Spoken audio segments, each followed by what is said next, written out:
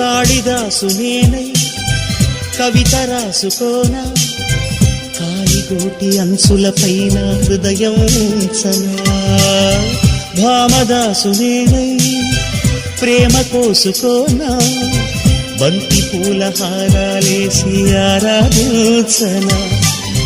నా చెలినామం తారక మంత్రం, చక్కని రూపం జక్కన శిల్పం. 100 కోట్ల చందమామలొకటై వెలుగుతుండగా, ఈ సుందరాంగి చూపు సోకి కాదా బ్రతుకు పండగా.